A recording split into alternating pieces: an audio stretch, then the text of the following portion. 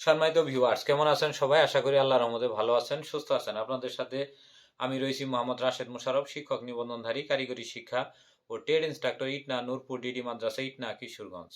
সম্মানিত ভিউয়ার্স, আপনারা দেখেন জব টিচার্স টিভি। সম্মানিত ভিউয়ার্স, আজকের আলোচ্য বিষয় 18তম ভাইবা রেজাল্ট পেতে কতদিন সময় লাগে, অর্থাৎ 18তম শিক্ষক নিবন্ধন যে ভাইবা পরীক্ষাটা আপনারা দিচ্ছেন, এটি রেজাল্ট প্রকাশে কতদিন সময় লাগতে পারে। তো সম্মানিত ভিউয়ার্স, আপনারা সবাই জানেন যে 2025-26-এর মধ্যে ষষ্ঠ গণবিজ্ঞপ্তি প্রকাশিত হবে এবং এই ষষ্ঠ গণবিজ্ঞপ্তিতে 17 এবং 18তম শিক্ষক নিবন্ধন ধারীরা আবেদন করতে পারবেন যাদের বয়স 18 থেকে 35-এর মধ্যে রয়েছে। তারা বিভিন্ন স্কুল, কলেজ, মাদ্রাসা এবং কারিগরি শিক্ষা প্রতিষ্ঠানে সুপারিশপ্রাপ্ত সহকারী শিক্ষক, ট্রেড ইন্সট্রাক্টর এবং প্রভাষক হতে পারবেন।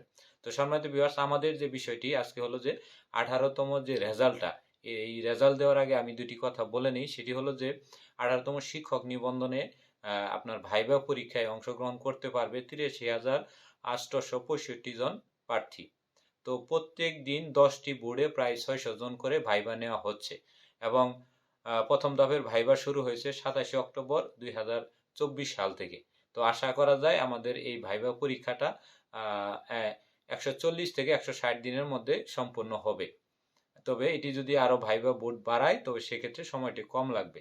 তবে আমরা 16, 17 এবং 18তম মোট দুটি যে চলে গেছে, 17 এবং 16, এই দুটি আপনার 18 মানে নিবন্ধনের ভাইবা রেজাল্ট দিতে সময় লেগেছে প্রায় 15 থেকে 17 দিনের মধ্যে।